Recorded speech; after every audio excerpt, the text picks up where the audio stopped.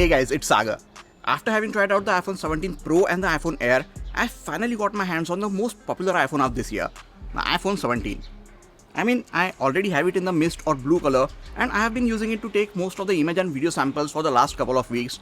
But I have been borrowing it from one of my friends and I have to return it, and I didn't even get a chance to make its unboxing video for you guys. So I decided to get one in sage or green color for myself, and now pretty much everyone can tell that it's an iPhone 17.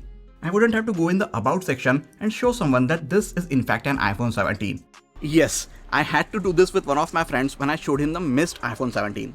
I don't know what is the situation in your city, but right now I am in Nagpur and this specific color is sold out almost everywhere for over a week. Some of the stores had the white one in stock, but that one looks exactly like the iPhone 16 from last year, so I was looking for this specific color and it was sold out everywhere. Thankfully, I got this one in the Lotus Electronics store here, and here we are. It is a 256GB storage variant, and unlike what some people have posted online, I wasn't pushed to get the Apple Care Plus plan or any of the accessories along with it. If you purchased an iPhone recently and faced something similar, please let me know in the comments. Alright, now let's unbox this iPhone 17.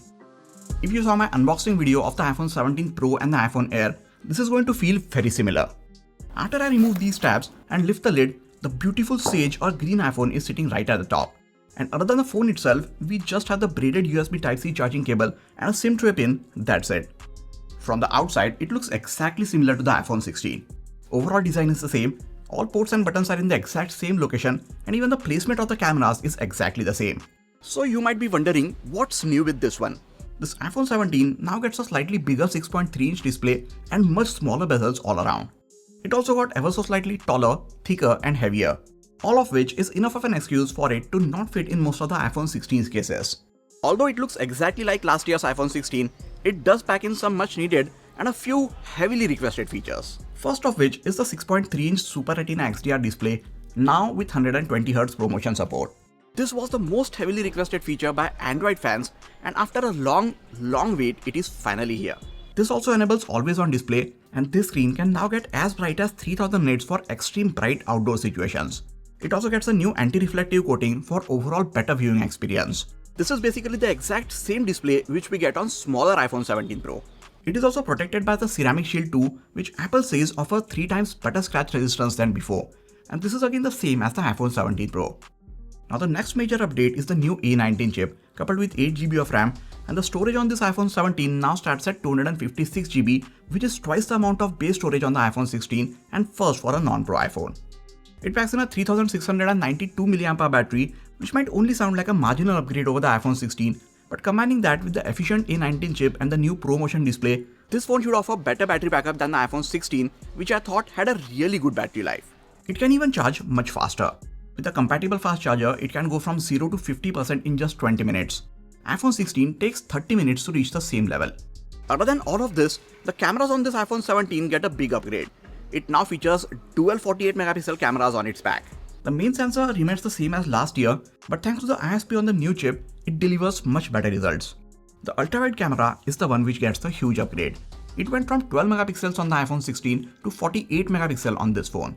And just like the main camera, this one also gets a fusion sensor. The front-facing camera also saw a huge and a much needed improvement.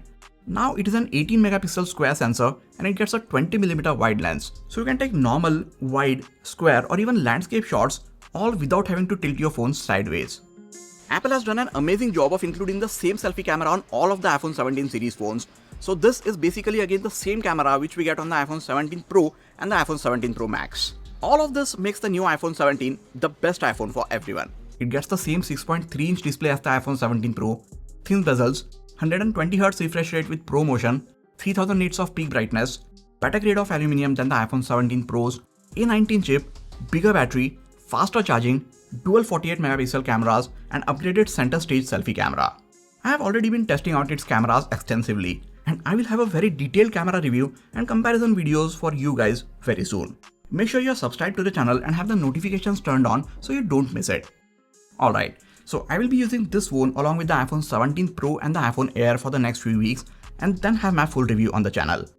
Before that, I will also be posting its detailed camera review and comparisons with a few other phones, so definitely stick around to the channel.